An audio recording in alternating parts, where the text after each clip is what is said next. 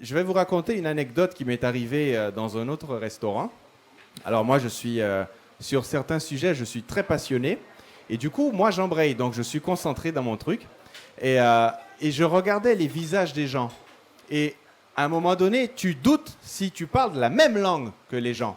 Parce que vous vous souvenez de Malcolm X dans le film où il était comme ça avec ses lunettes, genre beau gosse et tout. Tout le public me regardait comme ça. Et donc, je vous cache pas que je racontais un truc, mais pas du tout vegan. Un caca ici, on fait. Tout le monde parle créole? Parenthèse. Tout le monde parle créole? Attendez, hein, pause, c'est du live. Ceux qui ont dit non, levez les mains. Vous êtes en Guadeloupe depuis combien de temps? Bon, Seigneur, pardonne-leur. La prochaine fois, il y aura les sous-titres, promis. Mais le créole, c'est mon kiff aussi. Donc, mais tu vas comprendre, tu vas remettre dans le contexte. Donc, je parle à ce public dans le restaurant, ils sont là à table et ils me regardent. Donc, je parle de choses que les enfants comprendront plus tard.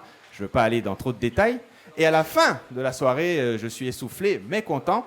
Et on débriefe avec le mec du restaurant. Donc, on est là avec mon artiste collaborateur. À l'époque, c'était Patrice Turlet. On avait fait le spectacle ensemble. Et donc, on voit le restaurateur et puis on lui dit alors, comment t'as trouvé et tout. Et puis là, il nous fait ouais, c'était bien quand même. Je trouve que les gens ont bien accueilli tes propos pour des témoins de Jéhovah. Ça m'a traumatisé. Je me suis dit plus jamais la prochaine fois, on me briefe, tu connais ton public, etc. La fiche d'état civil de tout le monde, comme ça on est tranquille. Et moi je vais maintenant me plonger avec vous dans un souvenir du lycée. Alors ça remonte à très longtemps. J'ai 17 ans et à un moment donné j'en ai marre de prendre le bus pour rentrer chez moi. Alors je sais qu'il y a des gens qui ont peut-être été au lycée de Sainte-Anne. Il y en a par hasard, levez les mains. Super, génial. Donc tu vas voir de quoi je parle.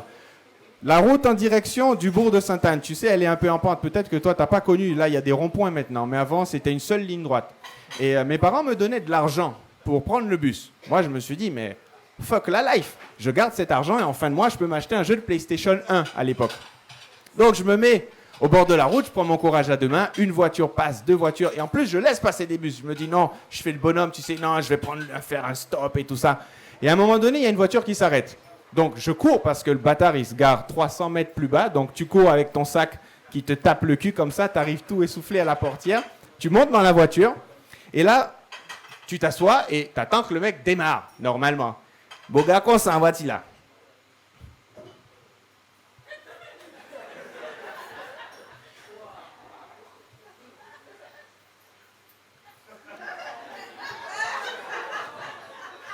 C'est de la 3D.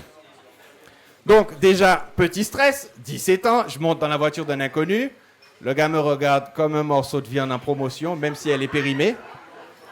Et là, alors, c'est surtout la question, en fait, qu'il me pose, à laquelle je ne m'attendais pas. Bouga, regardez-moi, comme ça. Bouga, j'ai caressé, je vois les deux tétons qui pointent, tu sais. Et comme ça, il me fait... Est-ce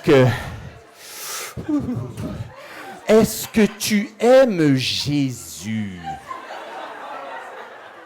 Je stresse. Non mais je le jure sur la tête de mes enfants, ça m'est arrivé cette question. Donc je suis là, 17 ans, dans la bagnole du gars, Bouga Kamademoué, on n'est même pas dimanche, donc même pas jour de messe, Bouga Kamademoué, est-ce qu'on aime Jésus? Alors du coup, tu sais, il faut être réactif et tout. Je fais, bon, tu sais, comment dire, on n'est pas du même quartier. Respirez, madame. On n'est pas du même quartier, on fréquente pas les mêmes réseaux, tu comprends? J'essaie de trouver une solution. Et puis discrètement, je me dis peut-être que je suis monté dans la bagnole d'un serial killer. Parce qu'ils habitent tous statistiquement vers Saint-François. Donc c'était logique que je le... Le rire valide. Et donc, je me tourne discrètement comme ça pour voir s'il y a tout hasard. Il y a un petit autostoppeur qui est sur la banquette arrière qui pourrait faire diversion. Tu parles. Je vois une espèce de poupée gonflable à moitié dégonflée. Elles vont pas qu'être traçées à yaourt en lait. Vous l'expliquerez aux enfants, celle-là. Il y a des traces de yaourt. Didier, il me faut un paperboard. On va faire un petit schéma avec... Non, je plaisante. Et donc, je suis là, emmerdé avec ce gars. Heureusement qu'il y avait le frein à main entre nous parce que sinon je passais à la casserole. Et tu sais, moi, je me colle sur la portière comme ça. Encore réfléchi à des 100 km/h. Et je me dis, imagine, la gendarmerie qui va annoncer à mes parents qu'on a trouvé un corps qui flotte dans une mare à Fontaisan, hein, avec l'un des orifices plus grands qu'à l'origine. Je suis obligé de filtrer, il y a des enfants, après ça me fout un stress, désolé. Et là, la rédemption, le sauvetage. Vous vous souvenez, maintenant ils ont disparu, hein, vous vous souvenez, à l'époque, les bus un peu cubiques, les mecs mettaient la photo de leur bus à l'intérieur du pare-soleil parce qu'ils étaient tout fiers de leur bus avec leur peinture personnalisée. Les gens de Sainte-Anne s'en souviennent. Et là, dans le rétroviseur du gars, je vois un bus qui arrive parce que j'en avais déjà laissé passer 4 ou 5, en quasi, ouais, en sauvé. Et vous vous souvenez aussi à l'époque, il y avait des gars qui étaient un petit peu plus philosophes que les autres. Ils mettaient toujours une espèce de message d'amour ou de paix pour l'humanité et tout ça. Et j'ai eu le temps de lire le message qui était sur son pare-brise. C'est comme sur les tapa ici, hein, Jésus ci, Jésus ça. Et sur celui-là, je vais vous traduire après, c'était écrit « La makale maman à bord ». C'est bon? Vous avez besoin d'un... Non, c'est bon? Bah, super. Ça progresse, hein? Non? Là où je vais, ta maman est déjà à bord. Non! Ping! La lumière s'allume. Je suis fier de toi. Et là, je dis, tu sais, Jésus, comment dire? Et puis là, avec un coup de pied, j'ouvre sa portière, roulé boulet dehors, je saute dans le bus. Il y avait Leila Chico, je me rappelle encore, ce qui passait dans le bus comme musique. Et là, j'arrive chez mes parents, je suis sauvé. Alors, ça m'a un petit peu traumatisé de mon expérience de la voiture. Et c'est après que j'ai commencé à analyser différentes situations que nous, Antillais, nous vivons avec les voitures. Parce qu'on a un rapport particulier avec la voiture. Quelques années après, la preuve que j'ai survécu, je fais mon sport, je fais du vélo. Ça se voit ou pas que je fais du vélo? Je vous ai dit que c'est un public bienveillant. Et je m'arrête à la station, je ne fais pas de pub, hein, j'ai rien touché. Je m'arrête à la station Vito à Dampierre. C'est pour que vous situiez un petit peu l'endroit. Et donc, les stations-service, ce sont les meilleurs copains pour les cyclistes. Vous remplissez vos bidons, vous achetez des sucreries, tout ça pour continuer la pratique. Et là, quand je suis à l'ombre, je vois un gars qui arrive pour faire de l'essence. Alors, mesdames, ce n'est pas un préjugé, hein, mais je veux que les femmes confirment ce détail. Vous avez déjà remarqué qu'un homme est au téléphone avec une femme, rien qu'à l'attitude qu'il a au téléphone. Quand c'est avec des potes, ouais, putain, machin, ah ouais, trop bouillon, machin. Quand c'est une femme, c'est... Les yeux sont mi-clos, la voix est suave. Et d'après, quand j'ai mon bitin, on dirait Gérard. Et ce gars-là, en fait, il arrive, je l'observe, il arrive, main sur le volant, chevalière de 157 carats à chaque doigt, Vantabouga, grossière ça, il transpire de tous les côtés, il tient le téléphone avec l'oreille comme ça, évidemment il se garde devant la pompe, et le mec attend, blasé, emploi jeune, tu sais, avec sa pompe pour servir le gars. Et le gars au téléphone, oui, non, mais ce soir, je vais être chez toi, bétain, patati, patata, oja. Et là, c'était le clou du truc. Moi, quand regardez Bouga comme ça, je sens venir le bordel. Et il dit, attends, bébé, attends. Et il décolle le téléphone à l'opposé du truc de la pompe à essence. Et puis, il regarde le pompiste et il lui fait 5 € gasoil. 5 € gasoil. Je dis, mais vas-y, regarde le crevard. Une chevalière à chaque doigt, 5 € de gasoil. En plus, si on est un brin mal parlant, c'est 5 € de gasoil. C'est même pas pour rentrer chez lui. Mais la suite ne nous regarde pas. Le monsieur rit, c'est louche. Mais nous n'approfondirons pas ce détail. Il y a une autre chose, moi, qui me tient à cœur avec cette analyse de la voiture, c'est que, messieurs, là, je vais vous critiquer ouvertement. Quand vous êtes en soirée et que vous voyez du potentiel que vous pouvez, entre guillemets, on va utiliser un terme latin, pécho. Tu connais pécho? Comment tu connais pécho? Tu es en quelle classe? Ouais, non, tu connais, oui. C'est normal. Oh, tu vas bien? Et les gars, en fait, par exemple, vous voyez une nana, entre guillemets, en détresse, d'accord? Vous vous approchez, alors mesdames, on connaît tous et toute la technique. Un verre, 2 verres, une danse, 2 danses. Et là, on peut poser la question, où est-ce que tu habites? Est-ce que je peux te ramener chez toi? On a tous vécu ça. On a toutes vécu ça. Oui, c'est mon côté féminin qui, des fois, s'exprime. Et je l'assume. Et il y a un souci, c'est que, admettons que la demoiselle habite Vieux Habitants. Non, attendez. Vous visualisez un petit peu la Guadeloupe? Non? Alors, ici on est... D'accord, attendez, c'est important, il faut qu'ils comprennent. Ici, on est à Bémao, d'accord? On est à Jarry. Par exemple, sur la carte de la France, on va dire que c'est Paris, ok? Vieux habitants, c'est Hanovre, d'accord? Ou Istanbul, d'accord? Donc, il y a des montagnes à franchir. J'invente rien, Google lisez ça. C'est pour que le monsieur comprenne, sinon il est largué. Et donc, la fille habite Vieux habitants, soit. Et vous, Nom, c'est en bas pied à croix à Pointe-des-Châteaux, à Saint-François au Carreté. Donc l'opposé, Dublin. Et c'est là où on admire le côté chevaleresque. Parce qu'en plus, ça fait 5 jours, enfoiré, que tu es en train de rouler sur la réserve de ta bagnole. Hein?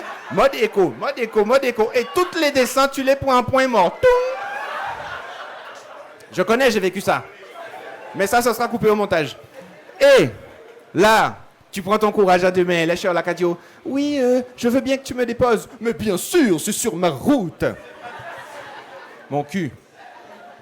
Et deuxième chose, messieurs, nous aimons tous maintenant les voitures avec plein d'électronique, Bluetooth, machin, GPS, comme dirait Carole, toute bagaille. Et c'est là où moi j'interviens discrètement, parce que je suis dans la même soirée que ces gars-là et j'observe comment Gérard et Gérard gèrent. Et le mec emmène la fille dehors pour lui montrer la super voiture V12, 400 chevaux, hein, etc. Et porte elliptique. Tu sais ce que ça veut dire elliptique? Qui s'ouvre comme ça. Mais ça, c'est un crédit sur 150 ans. Ici, on ne connaît pas ça. Et donc, moi, je suis comme ça en bistant coin et je regarde la scène parce que ça m'intéresse. J'apprenais à l'époque. Et là, le gars installe la fille dans la voiture. Il s'installe et tout. Les portières se referment. Il y a le néon bleu, tout ça. Et puis, évidemment, quand le mec met le contact, évidemment, on n'est pas macho pour rien. Le mec a paramétré pour que la voix robotique, ce soit une voix de femme. Hein? On ne fait pas les choses à moitié. Toum. Bonsoir, monsieur Simon. Avez-vous passé une bonne soirée? Ouais, ok, bon, attends. Ordinateur, démarrer moteur. Veuillez patienter, nous vérifions de nouveaux paramètres. Oui, qui bordel est ça, Présence étrangère dans l'habitacle. Ordinateur, c'est quelqu'un que je dépose chez elle. Négatif. Ma programmation n'inclut pas de détour sur l'itinéraire. Bon, ordinateur, qu'est-ce ça? On dit démarrer voiture là et pas fan chier. Nouveau dialecte autochtone détecté.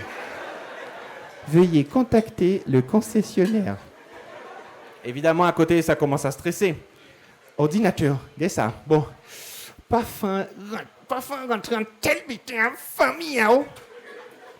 Monsieur Simon, je détecte une montée anormale de stress dans cet habitacle. Je vous rappelle que selon votre dernier dossier médical mis à jour, cette montée de stress n'est absolument pas bonne pour votre diabète, votre cholestérol, vos hémorroïdes et vos problèmes d'érection chronique. Ordinateur, s'il te plaît, ordinateur, démarrez ça pour moi, ramener Tiffon Gas là. Enfin, cette demoiselle chez elle. Monsieur Simon, voulez-vous que nous prenions en charge la menace que vous encourez actuellement? Dois-je prévenir les pompiers, le SAMU, la gendarmerie, votre avocat ou madame? Non, déprogrammez. Et c'est là que moi, en embuscade, j'arrive, j'ouvre la portière, grand cavalier, et puis je dis, madame, mon vélo est garé à côté, je te dépose, tu montes sur le cadre. Mais bon, après, des années ont passé, et j'ai continué à observer la jante masculine dans ses déboires avec les voitures. Et on va rester dans cette optique des voitures. Parce qu'en Guadeloupe, il y a quelque chose encore qui me fascine. Et à ce stade de la soirée, on est dans une autre phase d'intimité. Alors, c'est bien le côté galant, machin. Des fois, ça saoule. Alors, peut-être que les messieurs vont valider ce soir. Les femmes, en fait, on vous aime bien, mais a priori, dans l'absolu, vous cassez les couilles.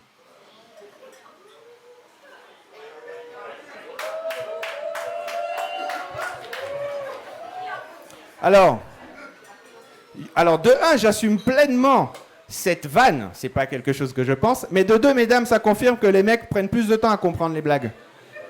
Voyez ? Et le contraire se vérifie aussi. Alors moi, il y a un autre phénomène aux Antilles qui me fascine, c'est le mariage. Alors, le mariage, il faut que vous sachiez que ce n'est pas vous ou madame qui décidez s'ils ont émaillé. C'est votre gestionnaire à la banque qui va valider le prêt. Parce que c'est ça qui va déterminer si à votre mariage, ce sera cascade de champagne ou champagne à la demande, comme dans les déjeuners champêtres. Des fois, tu sais, il y a des rires qui te disent que c'est une expérience vécue. Et en fait, ce qui est bien, c'est que les mariages type en Guadeloupe, on peut les retracer sur une journée. Alors évidemment,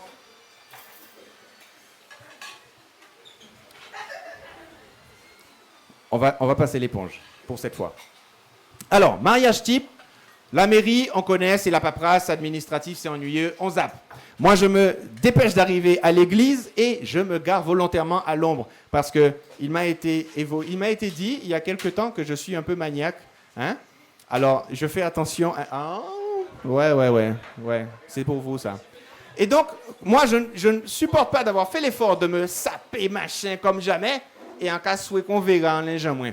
Donc, je me gare volontairement à l'ombre, et ensuite, je me précipite sur le parvis de l'église, parce que mon plaisir égoïste, c'est de voir comment la mariée se dépatouille. Alors, je ne sais pas, les femmes, vous connaissez ce terme technique. Comment ça s'appelle, les 50 mètres de tissu, là, la traînée? La traîne. Voilà. Bon, bref. La traînée arrive avec sa traîne.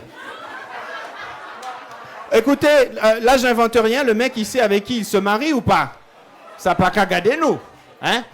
Et autre petit détail que j'aime, c'est comme aux Antilles, c'est au soleil parce qu'on choisit un samedi. C'est toujours les grandes vacances parce que la famille de France peut venir.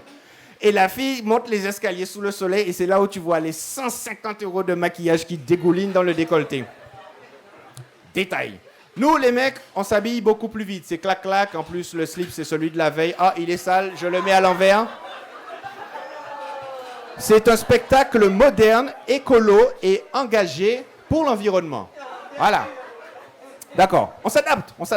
Donc, on rentre à l'église parce qu'on sait que c'est plus frais. Tu sais, c'est des vieilles pierres, tout ça. Il y a la clim naturelle. Et alors évidemment, il y a la famille du marié qui s'assoit par là, la famille de la mariée par là. Moi, je me mets n'importe où, mais je me mets toujours en bordure d'allée exprès. Et les mariés sont devant le prêtre et tout. Alors, je ne sais pas pourquoi les prêtres ont ces voix-là. Il faut m'expliquer pourquoi. Ils ont cette sonorité. Soit ils sont stressés, soit pendant les cours de catéchisme dans les vestiaires, ils se sont trompés et ils ont mis des slips d'enfants de 10-12 ans. Hein? Donc, c'est pour garder au bout de comme ça. Et puis, il y a le jeune couple. Et puis, les gars sont comme ça. Si quelqu'un dans... Oh là là, je vais mettre la clim, moi. Si quelqu'un dans cette assemblée a quelque chose à dire contre cette union, qu'il parle maintenant ou se taise à...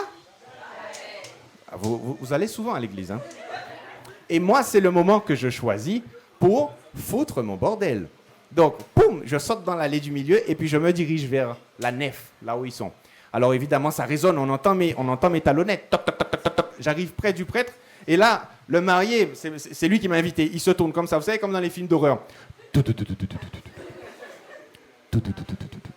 En se disant, ah, pas ici qu'à gâcher mariage, j'aimerais là. Et sa femme qui lui fait, un petit ou pas invité. Souvenir. Et j'espère que ça n'a rien fait foirer, mais bon. Et quand j'arrive, déjà le prêtre il comprend pas, il me voit, il se dit c'est le diable, c'est quoi? Et puis il arrive, je m'arrête comme ça, boum, au pied du truc où ils sont, les mariés sont figés comme ça. Et là je sors mon téléphone et je fais, mon père, c'est quoi le mot de passe du Wi-Fi dans la maison du Seigneur? Et oui, tu sais, c'est la petite pique. Et après tu retournes t'asseoir. Alors, il y a une partie qui est très chiante à l'église, peut-être que vous allez confirmer ou pas, c'est quand le mec commence à citer un bouquin. Alors, moi, ce bouquin, j'ai eu l'occasion de le feuilleter. C'est nul à chier. Il n'y a pas de sudoku, il n'y a pas de mandala, il n'y a pas de coloriage. Il cite plein de gens que je ne connais pas. Alors, j'ai jamais vu cette série sur Netflix. Et il y a un moment donné aussi où, tu sais, il faut s'asseoir, il faut se lever, il faut chanter, il faut prier, machin. Alors, moi, juste pour faire chier une deuxième fois, c'est comme en salsa. Tu as des gens qui dansent sur le 1 et tu as des gens qui dansent sur le 2. Donc, Quand tout le monde est debout, je suis assis, et quand tout le monde est assis, je suis debout. Alors, au bout d'un moment, c'est clair que c'est sexy parce que tu fais tes squats comme ça dans l'église de la personne. Mais à un moment, il y a une vieille tati qui me regarde comme ça et qui est en train de frotter son chapelet. Satan! Satan! Je dis, pas de moi comme ça sur mes jours de repos. Ensuite, quand la partie à l'église se termine, on sort. Alors, petite anecdote, quand j'étais petit, je ne comprenais pas pourquoi les mariages en Guadeloupe se déroulaient. Tu sais, tu es là petit, tu as 4-5 ans, tu es avec ta morvonnée, tu joues avec tes fourmis, tes cristals, et puis tu vois des BM passer, des grosses Allemandes. Et je parle des voitures. Et je me dis, mais attends, mais en Guadeloupe, les gens qui se marient, ils ont du fric, quoi. Rien qui mon ABM. C'est après, en grandissant, que j'ai compris qu'on pouvait les louer. J'ai fait, ah! Troisième point sur lequel j'ai besoin de votre avis. Est-ce que vous avez remarqué que, par exemple, l'église se trouve à Saint-François et la salle des fêtes se trouve à Pointe-Noire? Est-ce que... On en fait des kilomètres, hein? C'est Roubaix-Marseille. C'est-à-dire qu'en fait, les gens du mariage veulent rentabiliser la location de la voiture. Et puis, comme en Guadeloupe, nous macro, il faut montrer aux gens que tu te maries. Il faut montrer l'argent que tu as foutu dans ça. Il faut montrer le défilé de X6, 7, 8, 9, 10. Et donc, voilà encore une fois où moi, je veux une participation écologique à un mariage. Ça fait à gros voici, machin. On s'en fout. C'est les années 80, ça. À Paris, il y a les Vélib. Moi, à mon mariage, à la sortie de l'église, il y a 150 Vélib comme ça. Et ensuite, je négocie avec le traiteur en lui disant, tu sais quoi, mon mariage, a priori, dans l'église, il y a 150 personnes. On va faire Saint-François, Saint-Claude en Vélib et tu vas me faire ton prix en fonction des gens qui seront arrivés. Est-ce que le truc n'est pas intelligent? Hein? Tu donnes un acompte, mais tu attends pour donner le montant final en fonction des gens qui vont arriver. Et évidemment, bon, si par exemple c'est moi qui me marie avec mon épouse, on va pas se faire chier. On va prendre un petit Uber, une petite voiture de location avec chauffeur, hein, en CDD, non déclaré. Et quand il y aura tout ce cortège qui va, j'adore ce mot-là, s'ébranler, moi et ma femme, on sera dans la voiture et mon seul plaisir, ce sera de dire à ma femme, hé Doudou, regarde ta maman qui est en train de doubler ta grand-mère à vélo là. Quand t'es peigna comme ça, doudou. Et puis je dis au chauffeur, serre à droite. Et là je baisse ma vitre. Et là je sors mon bras et je fous à ma belle-mère une tape sur son cul. Bah! Roulez! Boris Karen en dos. Merci pour Boris Karen. On pense à toi. Alors, évidemment, je ne vous cache pas que ce serait éventuellement la seule fois de ma vie où je pourrais foutre une claque sur les fesses de ma belle-mère. Mais je ne vous cache pas qu'on est comme ça, en fait. Hein. Mais, enfin, je crois. Et donc, quand on arrive à la salle des fêtes, messieurs, vous confirmez que toutes ces phases-là, ce sont des choses qui nous brisent les noisettes, ces organisations, machin. La répartition des gens à table, la répartition des convives à table. Par exemple, là, vous êtes assis ensemble, c'est une famille, ça se voit. Là, c'est corporate, d'accord? Nous, la femme, tu sais, elle va toujours te dire, bon, tu sais, chérie, alors lui, il ne faut pas l'asseoir à côté d'elle parce qu'il a déjà volé 20 meufs de gars que je vais inviter. Lui, c'est un voleur de bétail. Il faut qu'on ait 20 cabritabo qui en salle là, il y a attendre en parking là pour fouiller un coup de coude là. Toi, tu es là comme ça, doliprane, si au cas réfléchi, sudoku, machin, on dirait Game of Thrones, tu sais, pour placer les gens. Si ça ne tenait qu'à moi, encore une fois, déjà, j'ai investi pour le traiteur à 1/3 du prix. Ensuite, je paye un tractopelle et je fais creuser une fosse commune. J'assois les gens là-dedans et puis j'arrive avec un grand fait tout grand comme cette scène. Et puis j'arrive comme ça avec un serveur et puis j'envoie le riz comme ça et je gueule « Au pillage !» Et le plaisir de voir les gens picorer comme ça à partir comme des poules. Tu sais, il faut innover, j'assume. Et à cette partie-là de la soirée, il y a quelqu'un qui a une double fonction. Alors, je vais vous limiter. Attention, ça va aller très vite. Il faut que vous ayez l'œil. Vous êtes super fort. Ou alors, je suis super fort en mime. Parce qu'une fois, j'ai fait ça et il y a un gars qui a dit « Son chien qui prend, tape si la wokad. » Pas bon, tu sors. Effectivement. Et le DJ, en fait, dans ces soirées, il a une double fonction. Le monsieur est rit, les filles, elles sont comme ça. Papa, je supporte pas l'alcool. Le DJ, en fait, dans ces soirées, il a une double fonction. Animation et digestion, parce que des fois, le repas est très lourd. En plus, nous, en bon antillais, nous, au champoyant mariage à moun, et faute nous qu'à critiquer manger à moun. Ah ouais, c'est froid, on m'a pas servi ce que je voulais, bétain. Eh ben, pas vini prochaine fois, merde. En plus, ça évoque des souvenirs, j'ai l'impression. Surtout qu'une fois, ça vient de me revenir, une fois, j'étais super proche du marié, donc il m'a assis à côté de lui, et sa femme a eu la géniale, merci mesdames, la géniale idée d'inviter un ex à elle, mais super mauvais perdant le gars. Et qu'est-ce qu'il trouve de mieux à faire? Le mec se faufile comme ça derrière la table des convives, enfin la table des mariés, donc il passe derrière moi. J'ai compris que c'était un mec parce qu'il y a une bosse qui m'a frôlé le dos. Et il se... Oui, il se penche comme... Il se penche comme ça vers le marié et il lui chuchote à l'oreille, très narquois. Alors, physique, hein, la position. Ça fait quel effet de rentrer dans du matériel usagé? On n'est pas dimanche. Vous allez envoyer de l'eau bénite demain. Et le mec, moi j'ai adoré ce gars-là parce qu'il a le sens de l'irréparable. Quand il a entendu ça, il a pris une grande inspiration parce qu'en plus sa femme n'a pas entendu. Il a regardé le gars et lui fait... Tu sais, passer les 4 premiers centimètres, c'est du neuf.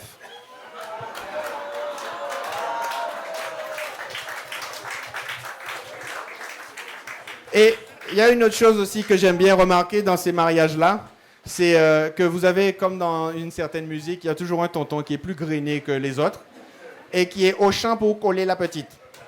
Et on le voit arriver au loin parce que sur son beau smoking 36 pièces, on voit la belle trace de bébé les vomis, comme ça.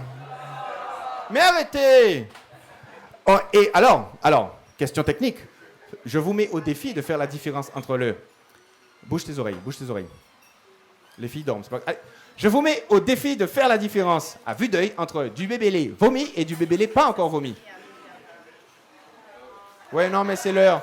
Il y a un certain temps pour la comprendre, celle-là. Mais si vous n'aimez pas ou ne connaissez pas le bébélé, je vais vous montrer. De préférence, pas du vomi.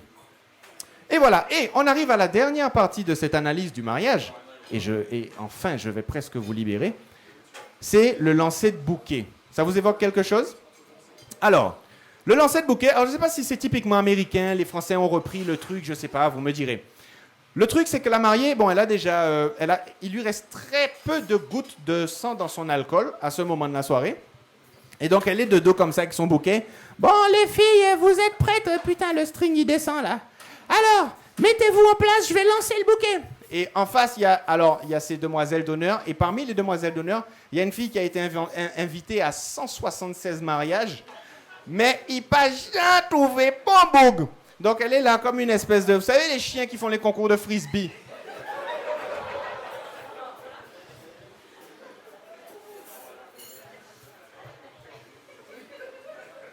Dès que je parle de chien, j'ai la bouche qui devient sèche. Total respect pour les chiens. Et donc elle est là, et tu sens qu'elle a les dents longues comme ça. Et puis alors, deuxième chose, la mariée, tu sais, elle fait des feintes, elle fait chier, elle fait des feintes, elle est bourrée, tout le monde a envie de se casser. Et puis elle a fait, j'envoie. Et quand vous avez un chien et vous agitez la balle, c'est pour qui la babelle, c'est pour qui la babelle? Chien là, bon. Et à un moment donné, je vais traduire juste après, à un moment donné, le chien il te regarde et tu sens que dans le regard du chien, il te dit, voyez bien mon arbre, maman. S'il vous plaît, monsieur, ayez l'amabilité d'envoyer cette putain de balle. Et là, effectivement, la mariée envoie ça, on dirait un 3 points de Kobe Bryant.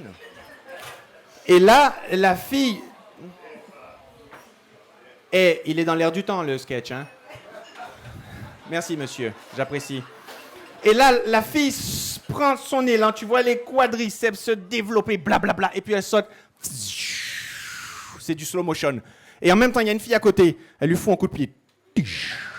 Pas manier, c'est un moins ta... Elle l'attrape, elle le met dans sa bouche, roulez boulet, et ce sera peut-être elle, la future mariée. Alors... En fait, ce sketch, en fait, il est super technique pour moi, parce que, bon, tu le penses, tu le réfléchis, tu le mets au goût du jour, etc. Tu plaisantes avec les gens. Et la difficulté, en fait, pour moi, de ce sketch, c'est qu'on m'a averti, on m'a dit, raconte tout ce que tu veux comme connerie sur le mariage des gens, mais ne t'avise pas de rentrer chez toi sans ton bracelet électronique moderne.